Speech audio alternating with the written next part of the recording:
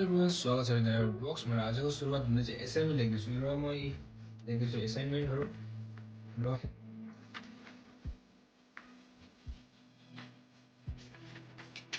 र आधा 1 घन्टा लागेर मैले लेखिसकेको छु। यति दुईवटा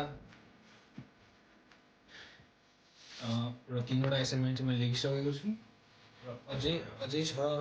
एक्चुअली एसाइनमेन्ट चाहिँ 4वटा छ र मैले चाहिँ घरमा अस्ति लेखेको थिएँ, त्यो चाहिँ घरमै छ र अहिले चाहिँ म ठुलोमा घरमा छु, तपाईँ थाहा नै होला। र म चाहिँ नुहाइदै गरेर एकदम रेडी हुन्छु र म जानु पऱ्यो घरको लागि भनेर।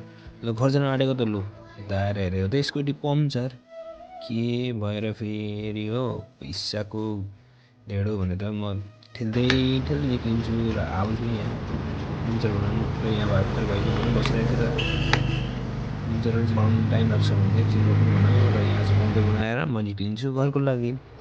र घर चाहिँ मेरो आधा घन्टाको सफरमा छ र स्कुटी लिएर फर्र उडेर म जाँदैछु घर।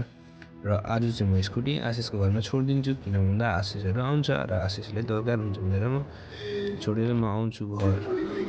र घर आउने चाहिँ मेन रिजन यही एसाइनमेन्ट र अस्ति मैले लेखेको थिएँ र यही नआएको।